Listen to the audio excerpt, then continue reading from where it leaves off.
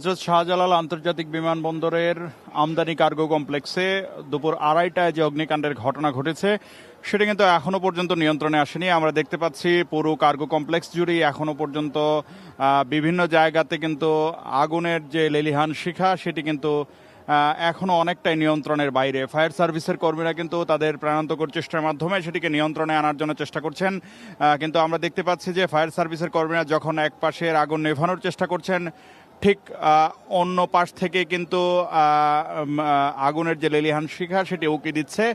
পুরো কার্গো কমপ্লেক্সে এখনো পর্যন্ত আগুন রয়েছে এবং আমরা যদি বলতে যাই এখন পর্যন্ত উত্তরাংশে কার্গো কমপ্লেক্সের উত্তরাংশেই কিন্তু আগুনের যে আধিক্য বা আগুনের যে তীব্রতা সেটি কিন্তু আমাদের কাছে বেশ স্পষ্ট যে উত্তরাংশের আগুন এখনো পর্যন্ত কোনোভাবেই নিয়ন্ত্রণে আনতে পারছে না ফায়ার সার্ভিসের কর্মীরা, যদিও তারা তাদের প্রাণান্তকর চেষ্টা যেটি করছেন। এবং ঠিক কার্গো কমপ্লেক্সের মাঝখানেও কিন্তু আমরা এই আগুনের চিহ্ন যেটি সেটি দেখতে পেয়েছি এবং ধোঁয়ার কুণ্ডলিতে পুরো এলাকা ছেয়ে গেছে। এখানে যারা কাজ করেন তারা বলছেন যে দেশের বাইরে থেকে আমদানি করে যেসব পণ্য কাঁচামাল সহ নানা ধরনের কেমিক্যাল আনা হয় সেগুলোই কিন্তু এই জায়গাটিতে রাখা হয়। পরবর্তীতে আমদানি সংক্রান্ত যে আনুষ্ঠানিকতা আছে, যে ফর্মালিটিসগুলো আছে সেগুলো সম্পন্ন করে আমদানিকারকদের হাতে এই মালামালগুলো পৌঁছে দেওয়া হয়। কিন্তু সেই বিদেশ থেকে আসার পর আমদানিকারকের হাতে পৌঁছানোর আগ পর্যন্ত এই স্টেশনেই কিন্তু এই গুরুত্বপূর্ণ মালামালগুলো থাকে।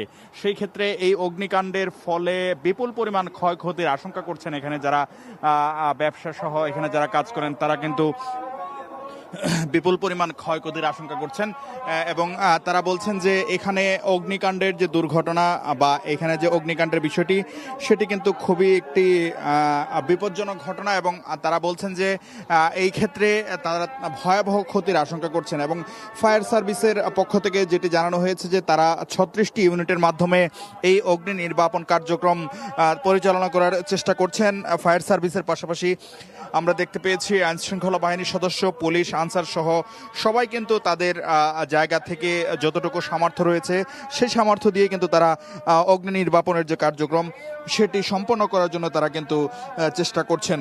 এবং আইএসপিআর সূত্রে আমরা জানতে পেরেছি বাংলাদেশ সেনাবাহিনীর সদস্যরাও কিন্তু এই অগ্নি নির্বাপন কার্যক্রম সেটিতে অংশগ্রহণ করেছেন।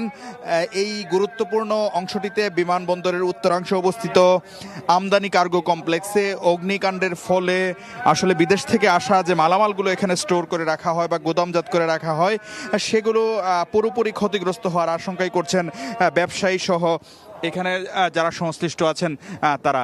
এবং আমরা দেখতে পাচ্ছি খানিকটা